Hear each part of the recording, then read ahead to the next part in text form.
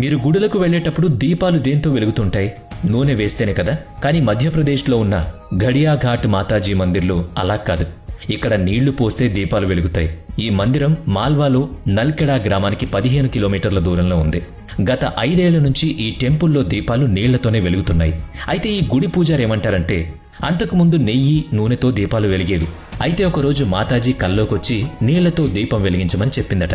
ఇక అప్పటినుంచి ఉదయాన్నే నీళ్లు పోసి దీపాలు వెలిగిస్తారు. ఈ గుడి పక్కనే ఉన్న నదిలోంచి ప్రతిరోజు నీళ్లు తీసుకొచ్చి దీపాలు వెలిగిస్తారు. ఇంకొక ఇంట్రెస్టింగ్ విషయం ఏంటంటే, వర్షాకాలంలో ఇక్కడ నదిలోని వాటర్ లెవెల్ పెరుగుతుంది. దీనివల్ల ఆ సమయంలో దీపాలు వెలిగించడం కుదరదు. అయితే ఒక గిన్నెలో నీళ్లు పోసి దీపం వెలిగించి ఉంచేస్తారు.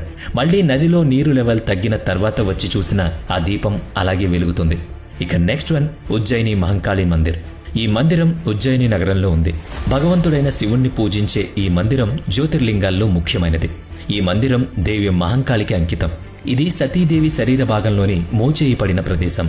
అష్టాదశ శక్తిపీఠాల్లో ఇది 9వ శక్తిపీఠం. గర్భగుడిలో మహంకాళీదేవి పెద్ద నాలుకను బయటపెట్టి చాలా కోపంగా దర్శనమిస్తుంది. ఇది ఎంతో మహిమగల మందిరం. అందుకే ఈ మందిరానికి వేలల్లో భక్తులు తరలివస్తూ ఉంటారు. మరి మన దేశానికి సంబంధించిన ఈ వారసత్వ కట్టడాలు, కోటలు, మందిరాలు మీకెలా అనిపించాయి? తప్పకుండా కామెంట్ చేయండి.